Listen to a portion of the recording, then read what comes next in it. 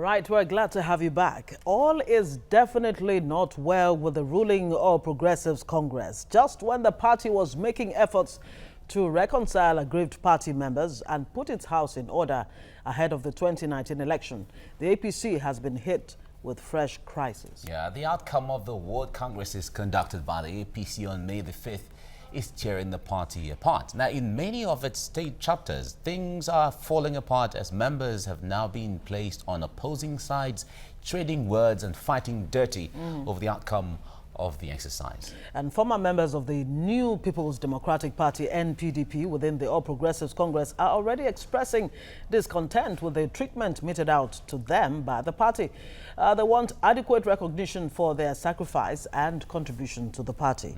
Well, so far, efforts to bring feuding parties together have yielded no results. Yeah, in fact, they said there was a political pogrom. Yes, and we're still trying to make sense of that particular... in the context in the context within which it's used.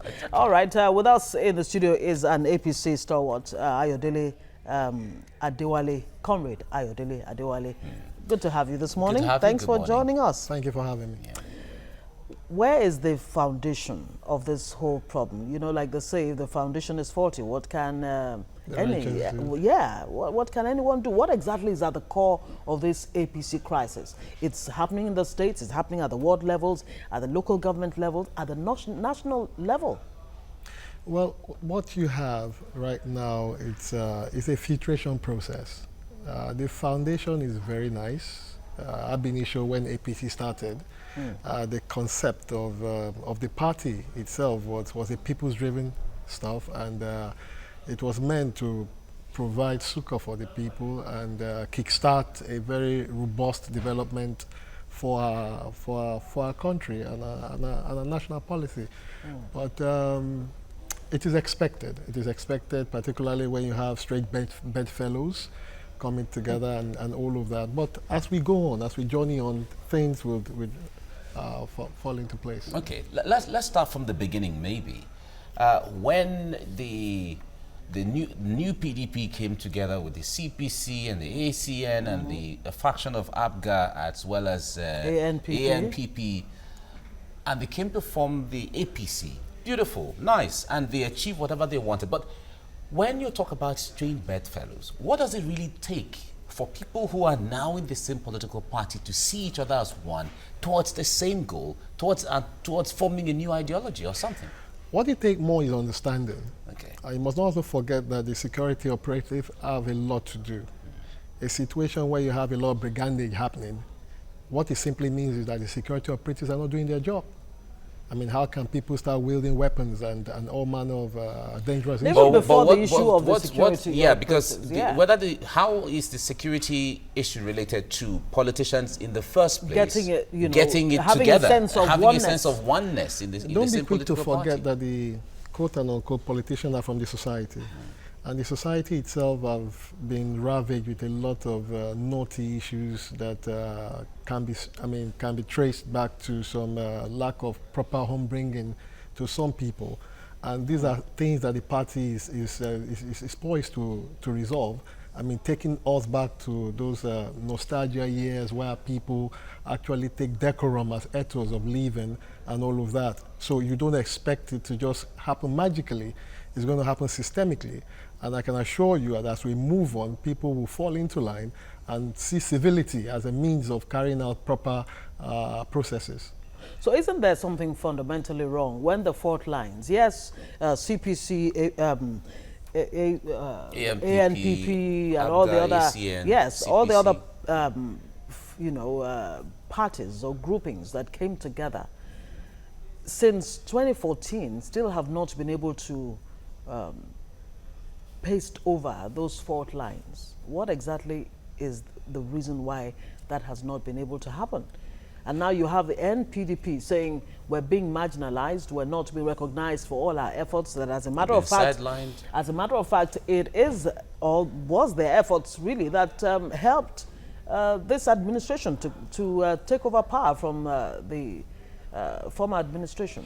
You see, what is missing? The missing link is clear-cut understanding and be able to pay law sacrifice. towards moving this system forward.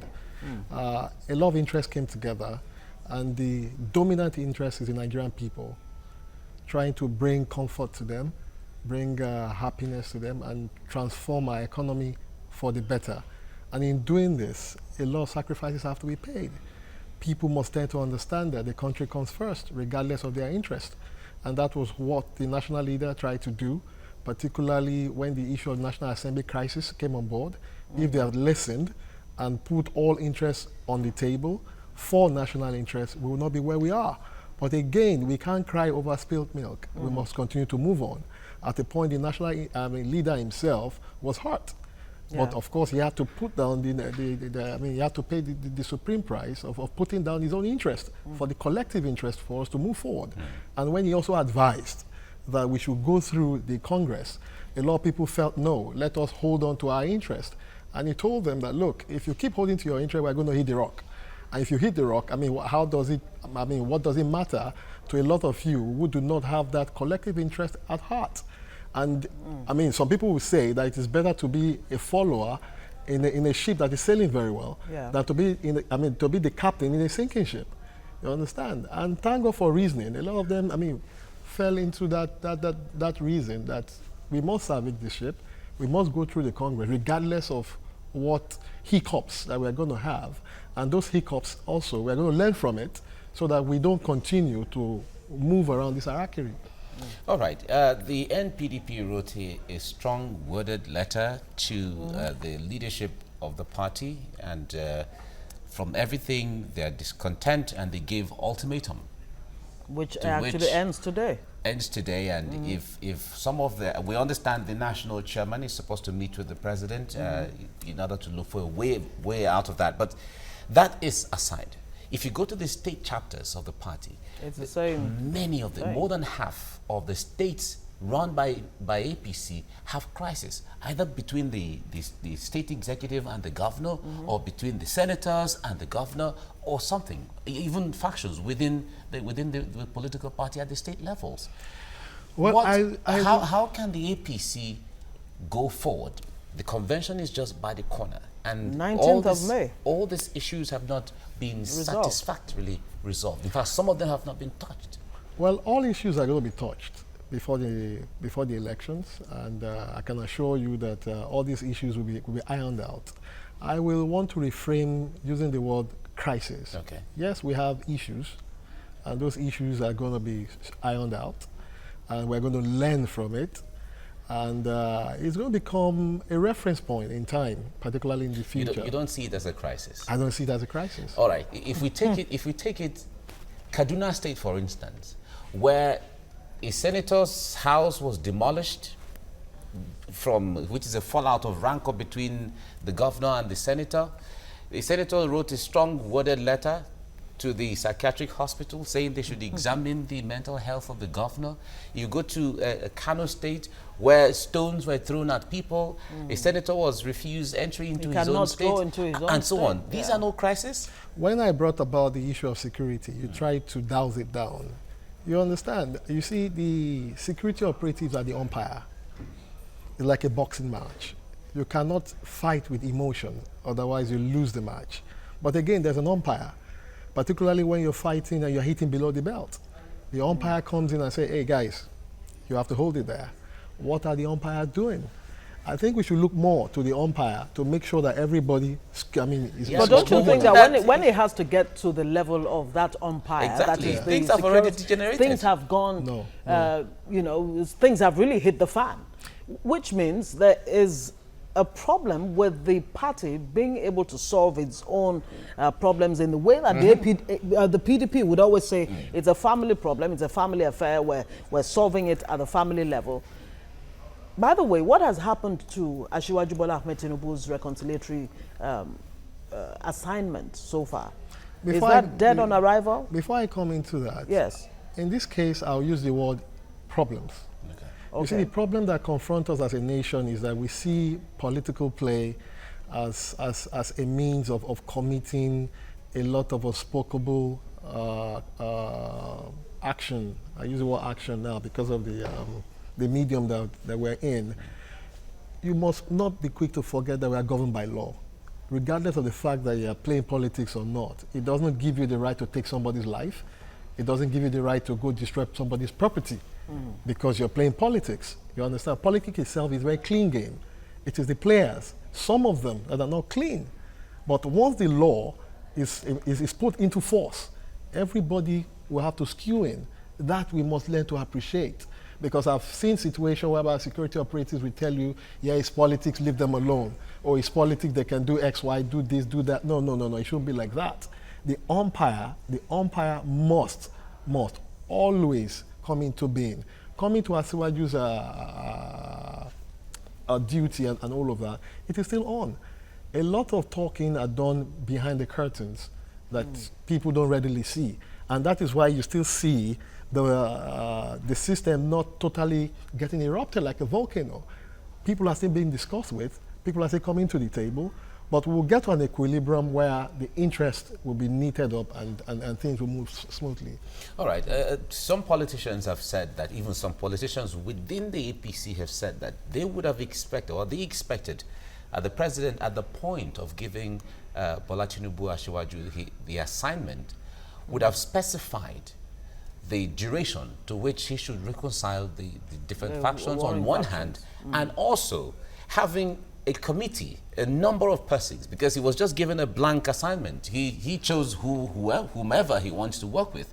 In that kind of a situation, it is fluid, and so there is no particular direction where things are handled and within a particular period of time.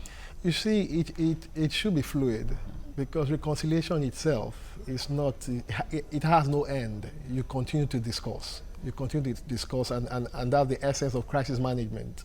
By the time you put a particular timeline to it, and that timeline expires, and there's no window to continue to discuss, it can then erupt and take you back to where you're coming from. So it has no expiry date. You continue to discuss, even when there is peace. You must continue to discuss to ensure that that peace is permanent. So it has no timeline, and that is why they gave him the job. Because amongst all the leaders that we have in this country for now, he's still the most tolerable, is the most heat, and is the most understanding. He acts from experience. I've never seen anybody that has been thrown that much garbage and he has been able to turn it into something meaningful like him. Others would have rebelled against it and stick to their guns and all of that. Yet that is just one man. How much can one man do really when other members really are One man start a revolution. Oh, absolutely, I do agree, definitely. But people would say he's not even getting the kind of cooperation he needs. He himself cried out that the present national chairman, outgoing more or less, just did not give him a hand of friendship or cooperation from the get-go, and so it rendered everything almost dead on arrival. So how much can you really achieve with that? I will not say he cried out. Okay. He didn't cry out. He only noted. I mean, you're giving him a duty. So he noted that this needed to be done for us to achieve this. It's not a personal issue. It's just noting that, look, we have to do this. We have to shift ground. We have to do this. And what he noted, you would have seen from the write-up of the national chairman, of the national party chairman to him, he actually corrected himself, and things began to move. You understand? You can't take all of this out of this political firmament. Things will happen, but the major thing is, how are we quick to manage all of these happenings? Especially as 2019 inches closer and closer. Right. Now, the Article 13 of the APC Constitution makes provision for the Board of Trustees. And up till now, there is no Board of Trustees on ground, which everyone sees the Board of Trustees as that ombudsman where however bad things are, they use their influence to see how they can stabilize the storm. And there is no Board of Trustees in that regard. Could that be part of the issue where people don't see allegiance? They don't see that kind of allegiance. They don't see that kind of ombudsman to galvanize everybody together. Well, I wouldn't say so. I wouldn't say so. The Board of Trustees, yes, is an established structure, physical structure that you can see, But the major thing is that people tend to understand each other and still do the working of the Board of Trustees, even when you do not see them. That is not to say that the Board of Trustees should not come upstream. It will come upstream when the need arises for it. And as it is now, stability is more important. And once stability is attained, it's like a plane flying. I mean, when you get to autopilot, a lot of things can be done. So when the stability is well attained, the Board of Trustees at the right time will come on board and things will move appropriately well. All right, let's hope things will move appropriately well, using your words, especially as May 19 draws even closer, not to talk of 2019, the general election. Well, we'll Thank look you very forward much. to stability for democracy In the Nigeria. whole. That's it. Yep. Honorable Ayodele Adewale, thank you so much for coming in. Thank you for having me. Thank you very much. Thank you. Bye. Okay, we'll take a short breather, and when we come back, we will find out exactly why the IGP, the Inspector General of Police, has refused his summons by the Senate 3 times. Stay with us.